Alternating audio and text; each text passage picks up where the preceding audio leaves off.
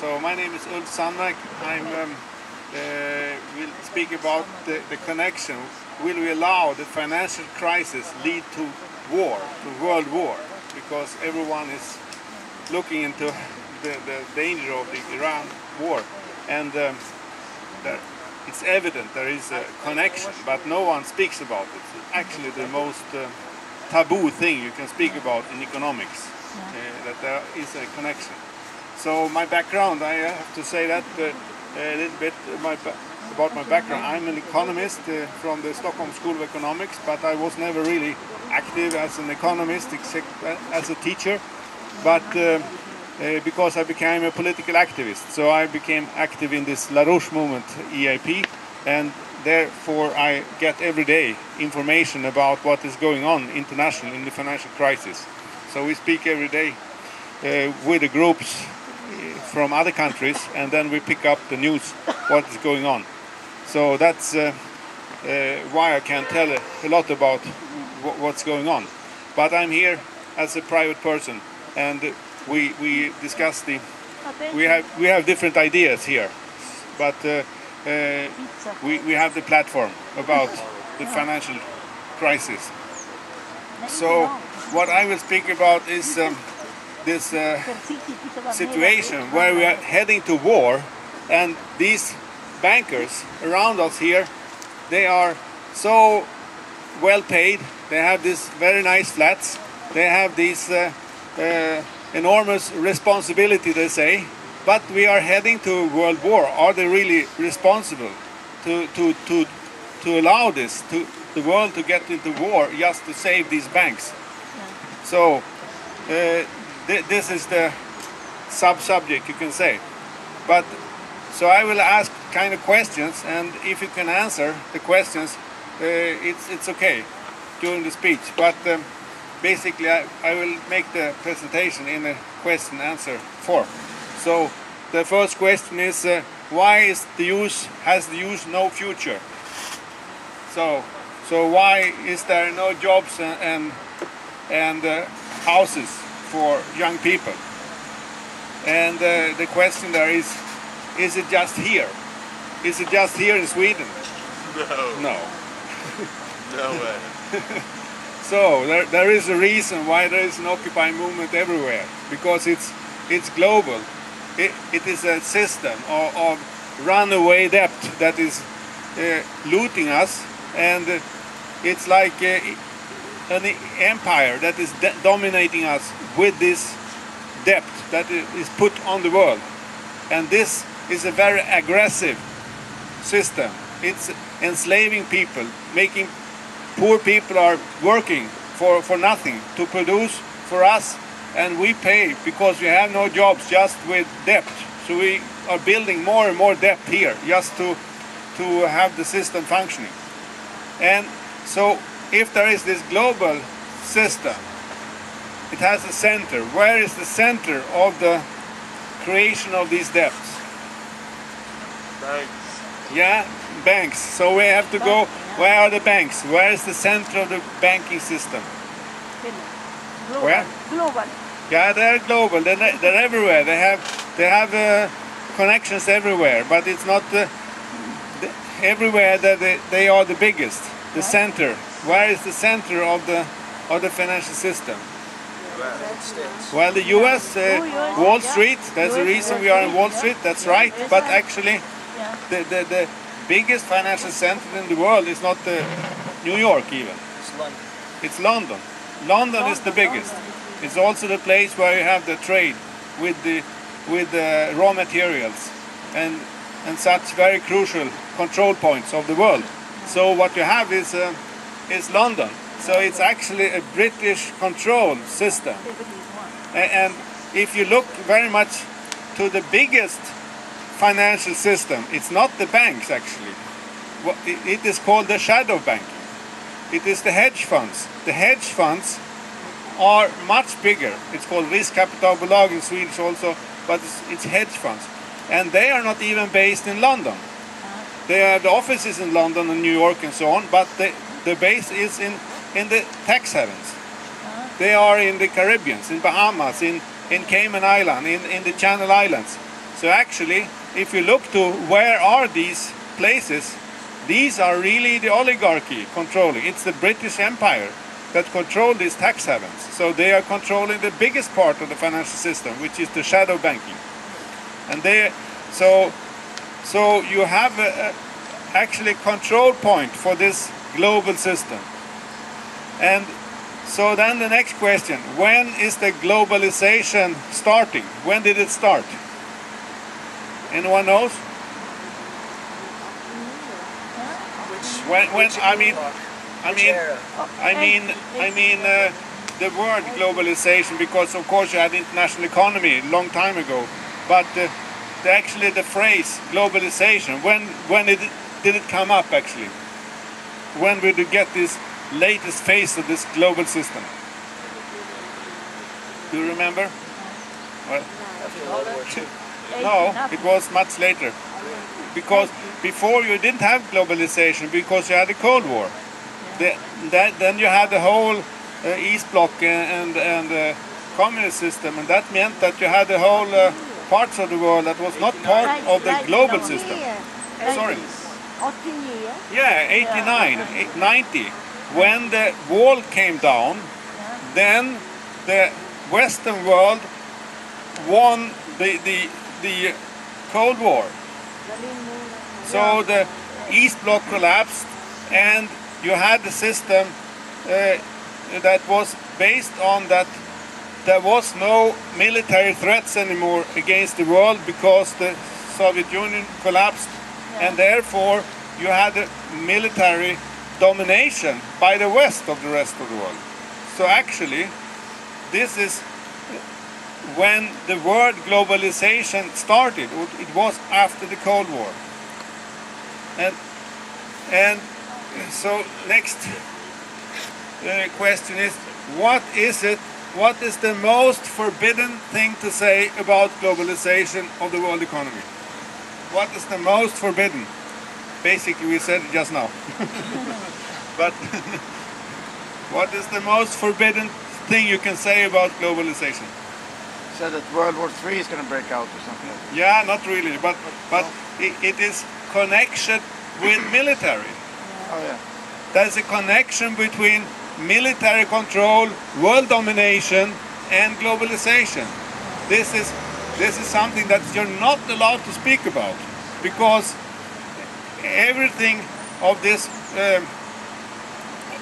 the control of the Western world is built on this military control after the Cold War ended. So actually, there is a free looting that's going on now. By creating this monopoly money, you're allowed to go in and loot everywhere. But it's built on this military control of the Western world. So this is something it's absolutely forbidden to say in the economic debate. You're not allowed to say anything about the connection between that. Sorry? Stop. So I was thrown out, or at least quieted in debates when I tried to raise this here in Sweden.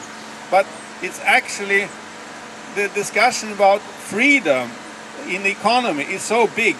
So when you say there's a military side to it, then everyone understands, okay, if it's a military side, it means the big boys decide and the powerful decide. So there is a fake freedom in the economic system. So someone is cheating with this military control.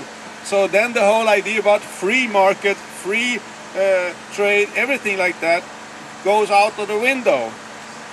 And it's actually the same thing was in the colonial system when you invented the world free trade. It came out of the liberals who ran the colonial system. They had the gunboats, diplomacy, and then they were looting the countries like China, India, with free trade. It was free looting. That's the idea of free trade. It's based on power. And that's not allowed to talk about now when you speak with neoliberals and so on. But there is a military side to this free trade, which is not discussed. And it's all there from the beginning, because all those ideologists who started the idea of economic liberalism, they came from the East India Company. They worked for, like Ricardo, Adam Smith, all these guys, Malthus, they worked for the East India Company, who was running the looting for the empire. So that is the background. So. Hey, can you say that Adam Smith worked for the East India Company? Yeah, he was in the Haley Brothers School of the East India Company. He was in the school of them, or he was employed by them? He was employed there. He was running these things. So they had a special school, and this John Stuart Mill, Ricardo, all these famous guys from the liberal system are from the East India Company. These were the ones who the Americans went to war against in the Liberation War. So what you have, this free trade, it works like that you are allowed to go with this funny money that is created in this debt system they have with the private banks, and then you go to any country in the world and you can buy the mines, you can buy the land, you can really loot with this, because it's allowed to make the funny money only with the imperial system, but not in the third world countries. They're not allowed to make any funny money and trade with that. So that means that you have a whole system that is looting, and you have also the free trade, where you are allowed to put your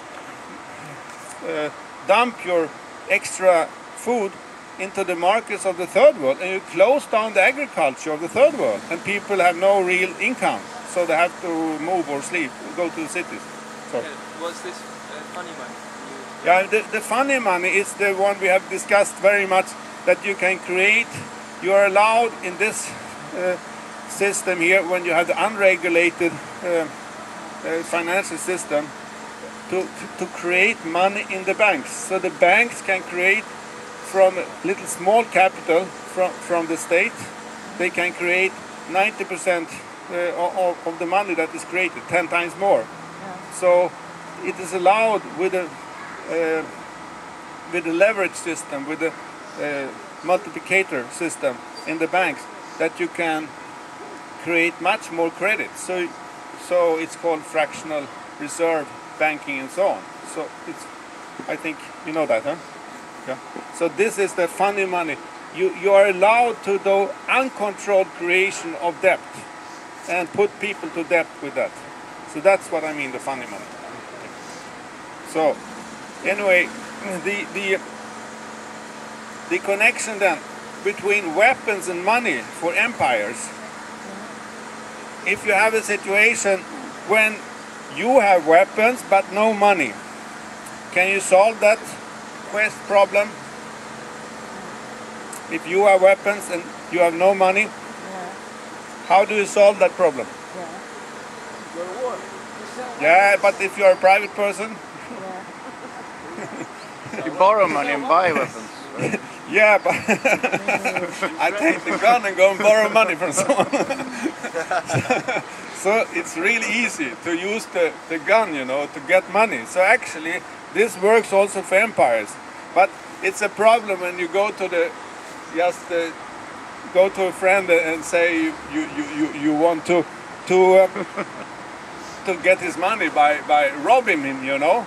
So how do you do it as a friend, so-called friend? How do I use my money and my weapons to get money from my friend? You know what? Yeah, you threaten, but you don't threaten yourself. You don't do it. No. Then your friends see it's you who is the bad guy. So you put two nations warring each other. You give someone else a gun to rob them. Yeah, you give someone else, or you're in the middle of the night, you throw in something in the window, and then you come back and say, I offer you protection. Huh? I protect you. So that's the easy way to get money if you are a friend. So you offer protection. So what you can do in the economic system here we have is to send a terrorist to another country and then the terrorists, you need protection from the terrorists, and then this country has to pay you a lot. So that's, or you start a war, then you get the protection. You offer the protection. The whole Western Europe, we in the Cold War, we had to pay a lot for the protection we got from the US and so on. So can you really compare a globalized financial system with military invasions of countries? Well, I'll give you just one example. Iceland. When Iceland, because you see this military protection in a situation where there's a more financial crisis, a bigger crisis, when it's sharpened. So Iceland, for instance, they had this financial crash. Then they were called terrorists by the British. So then all the payment system of Iceland was stopped. All the trade was stopped from Britain, from abroad. So they couldn't even import food. And half of the consumption is imported. So for Iceland, this was like the Cod War with the British, when the British tried to take over the fishing rights of cod from the Iceland. So what was all this about? It was because Iceland refused to pay the debt. United Kingdom and Holland wanted to force the Iceland people to take the debt of those depositors in England and Holland who had lost money in the Iceland crash. So they wanted to force Iceland people to take the debt that was actually what was supposed to be paid by these by England and Holland, by the states there. So this is typical how you can connect this kind of military situation with the debt situation. So who can go against this kind of British financial empire? I mean, you, yeah, we can, absolutely. That's the way, actually. And this is actually what is crushing the empire just now.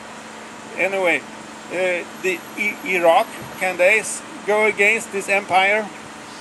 Can Somalia? Can Libya? Africa, the whole of Africa? No. China, Russia, India? They can, huh? So they can say, we will not accept to be looted. We will not be, we can run our own business here. So that's the situation. That only the really big countries are now saying no to this, and potentially also United States could say no if they would revolt against the British again and topple Obama, who's now trying to start this war. So that's a possibility.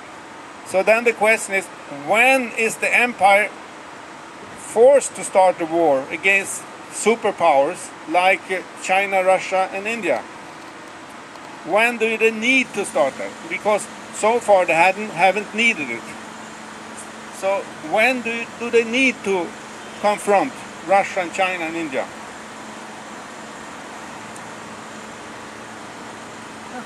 When is the time for World War? Now? Yeah, for some reason the time is now. But what is going on now? Why do they need just now a World War? The economic crisis.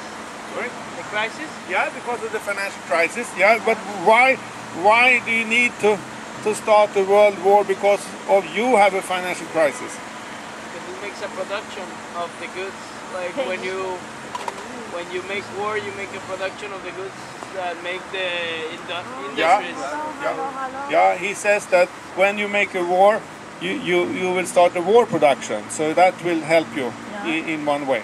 Yeah, that's one part. But actually, what happens now is that there is a crash, financial crash, which destroys the control of the financial empire. They are losing the control over the world just now because they're going bankrupt. They're collapsing. So when they are collapsing, the whole Western world, who has the power in the world? Military. What? Military.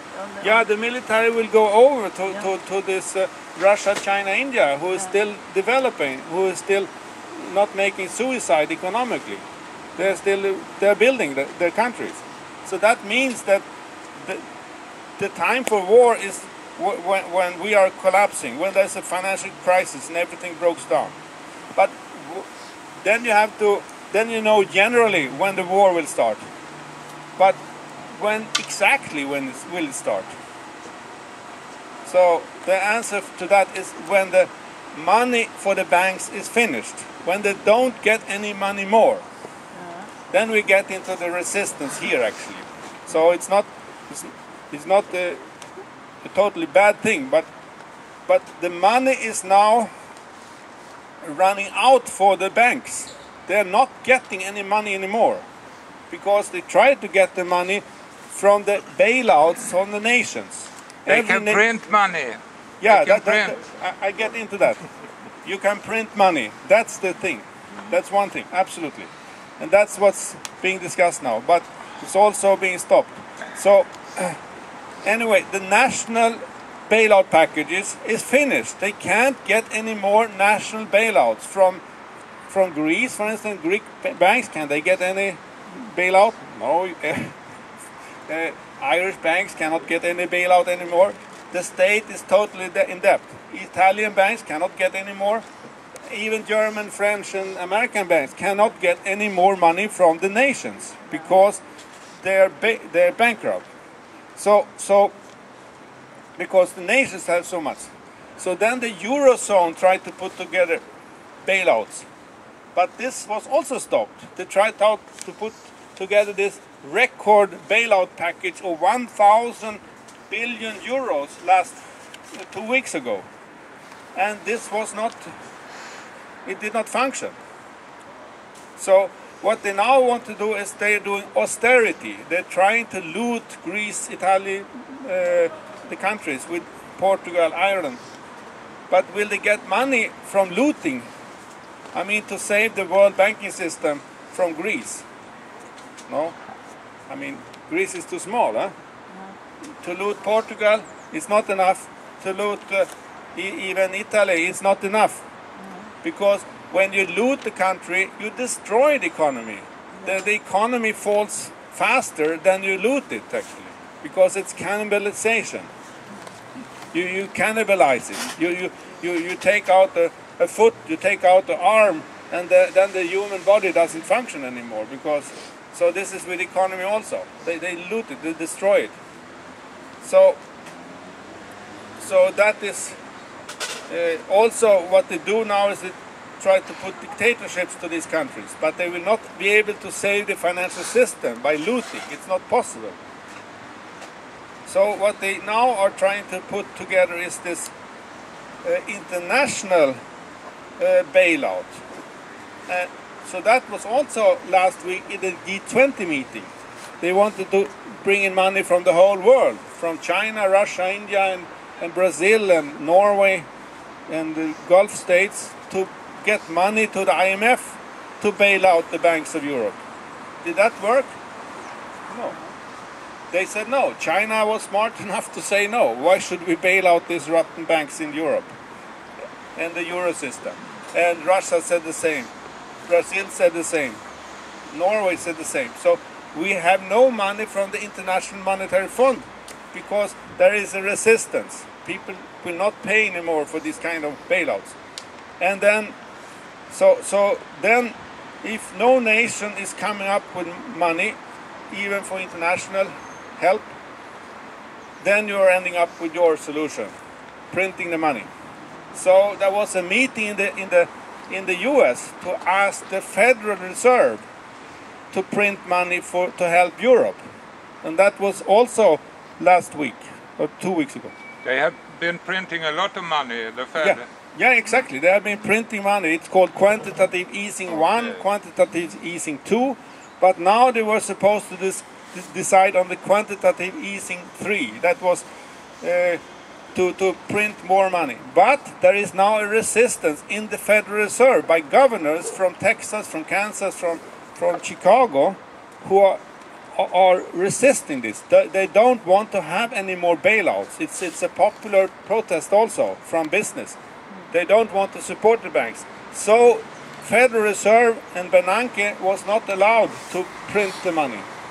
So that means that the whole idea was to otherwise have the United States to print the money, send the money to European Central Bank, and then the European Central Bank should give the money to European Fund for Stability, European Financial Stability Fund, this big fund, and then this money would then be given to the banks. No, it doesn't work.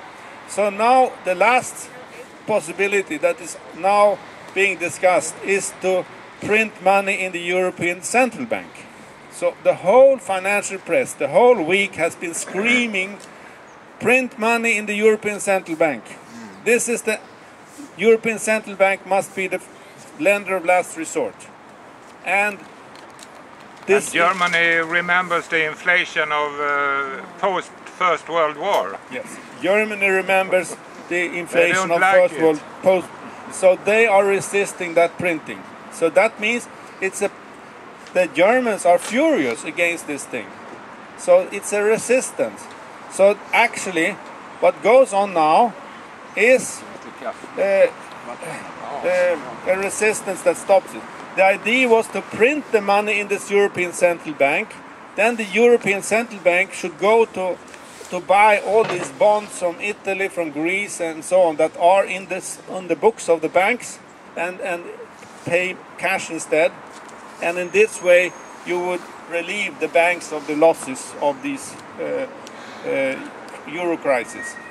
So that was the idea. But this is now they don't get it off the ground. So that means they have no money. Just now the money is finished. And the reason is because there is a resistance all over the world to have no more bailouts. So that is, but then the problem then is when they don't have the money, and that means the bankruptcy is immediate for the banks. Exactly then they need the war. So that's the time you need to go to war. Oh, yeah. So the question is, when do you start the war? When the money runs out. So then you ask, how can America afford to go to war? They're the most indebted nation of the world. So, do you have an answer to that? How can you go to war when you have so much debt? What do they have? They have war debt? No, yeah. They have weapons. They have weapons. Just erase the debt. Yeah, so they can erase the debt. So that's you can actually no one can go to them to collect the debt. You know, China cannot go to United States and say you must pay now because. How do you think they will convince the people of the United States that they have to fight China and Russia? It sounds that's the big trick. problem. But if you are like a small country like the British, how can you go to war with the superpowers like China, Russia, and United States, and so on? So what they do is the British is always letting the others fight each other. You know, it was in the First World War they organized China, Russia to fight each other, and then the Second World War with Russia, Japan, China, Germany, and also United States, and then Japan also, and China. So in this way they make the big countries fight each other. But how can you get those big countries to fight each other? As you asked, how can you get Americans to allow a war with China and Russia? So Well, you have a history also. How did they do in the First World War? They fake attack. Can I Yeah. just ask something? Sorry, yes? What about nuclear weapons? Yeah. Can anyone really afford war? Yeah, Or is but it how just did it- occupying, that's the next question. Exactly. What about nuclear weapons? If you want to start a war, it will be nuclear war. Yeah. And if you are in Britain and you want to start a war, how do you start? How do you avoid to have the war on top of you? provocation? Well, sorry. Provocation maybe in some other countries. Yeah, you can. Yeah, exactly. You can organize the war to be not in Europe, but on the Pacific, between United States and China and Russia. Yeah, but that will On the other affect side of the whole, world. It will affect the whole Earth anyways. If there's Yes, a lot of yes. nuclear weapons. Yeah, absolutely. But they are risking a world war because they are discussing now to have Iran to attack, to be attacked from Israel or from the West. Isn't that more likely that they will take a smaller war, for example, like against Iran, than to fight China or Russia? Yeah, but then you don't solve the problem because the Western world is going down, and then Russia, China will continue to develop, and the Western domination of But the world is China gone. is dependent on the Western world, isn't it? Totally. Yeah, but the thing is, Economically. yeah, but the Western world goes down, then we cannot import either. So And China goes down. yeah, but they have a certain development possibility instead. So the British idea is to start a small war, like in Balkans. But if you start the war in a place like Balkan, in the First World War, you started the war in the Balkans, and in this small war, there was the big nations had the connections, big nations into this Balkan. So Croatia was connected with the Germans and the Austrians. The Serbians were connected with the Russians. The Bosnians were connected with the Turkish. The Albanians were connected with the Italians. So in this very small place, you had the connections to the whole superpowers. So now they don't start the war in the Balkans, but they start the war in the Middle East, because there you have the connections to the big powers. And then the idea is to start the war, so it's a sneak war. It's a sneak. Israeli. They make it a small war that everyone thinks is a small war, that will then create that will lead to the bigger war. And everyone knows that you could have a small war in Afghanistan, you could have a small war in Iraq, you could have a small war in Libya. So if you go to war with Iran, it will be the same. But now Russia, China has put a line. They will not accept to have Iran attacked. They will not accept to have Syria attacked. So that means if you go to war now with Iran, you will actually get the big war, not the small war. So that is the same system what was used in the First World War. So I think that was a little bit of answer to some of your questions. So Well, can I ask a question? yes, I think the perspective that he takes with China is quite interesting because China would not let that big war develop. If Yeah. you know what I mean? Because they have the interest that they want to. Yeah. They need the Western front. yeah, They need us to consume, you know. We buy, everything you buy is from China, isn't Yeah, it? that's And right. in the United States it's even more. yeah. But on the other hand, you can also start to sell those or let the people buy in China, because anyway China is borrowing the money to the West to buy the same products that they produce themselves. But they are just in another phase of the accumulation of capital. The system works the same in China like in United States. No difference. No difference to Russia either. Yeah. It's the same system. They Yeah, are but- in another phase. Yeah. They have not reached the collapse yet. Yeah. No, but So they are not the good guys. no, I don't say that they're the good guys. They just have a national interest to develop. And this interest to develop that they are maintaining becomes a threat to the rest of the world because the rest of the world is going down. We are killing ourselves with our system here. So then they come up. So that's what is supposed to be avoided with this kind of war policies. So that is the situation. And then how can then, I mean, it's all destructive what you speak about, but how can the British be allowing to have such a destruction of hundreds of millions of people being killed?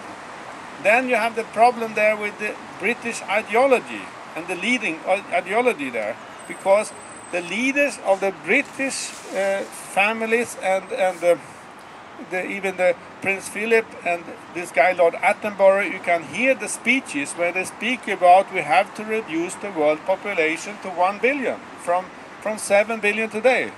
They say it's too much people on the world. So, and they spread this idea through the environmental movement. So we are, the thing is, I think most honest environmentalists are not on this line. They are horrified by this policy to kill off so many people to save the world. But I personally, I'm very much against the environmental, because there is from the top of the environmentalists this British ideology that is racist, that is against people, that they call people parasites. So this is influencing the environmentalists, and that's why I'm very much against this kind of ideology, even though I have many friends who are green. So this is the situation, that we have this kind of British ideology to accept this. And just to finally, I read you a quote from the most evil man in the world. Awesome. Who's that? Lord Bertrand Russell. He had this book called The Impact of Science on Society. It's also in Swedish. It's on this Natur och Kulturförlag here, and here he writes in this book about about population reduction. Bad times, you may say, are exceptional and can be dealt with by exceptional methods. This has been more or less true during the honeymoon period of industrialism, but it will not remain true unless the increase of population can be enormously diminished. At present, the population of the world is increasing at about 58,000 per diem. War so far, he writes, this is what he writes, war so far has had no very great effect on this increase, which continued through each of world wars. War has hitherto been disappointing in this respect, but perhaps bacteriological war may prove more effective. If a Black Death could spread throughout the world once in every generation, survivors could procreate freely without making the world too full. The state of affairs might be somewhat unpleasant, but what of it? Really high-minded people are indifferent to happiness, especially of other people's. So I who mean- is this guy? This is Lord Bertrand Russell. He got the Nobel Prize. This is Awesome. He's the most famous. This is what you study at the university in the philosophy Where faculty. did you get the quote from? It's a whole book how you have to control science so people are not getting too many. Nobel Prize This for is what? the whole idea of this book. So What did he win the Nobel Prize for? Yeah, because he's a mathematician. I don't remember which prize he got actually. But this is the problem with Sweden. We founded the race science, and we got lots of these race scientists have the Nobel Prize in Sweden. You have a point that there is an imbalance in the world and there is a risk of war.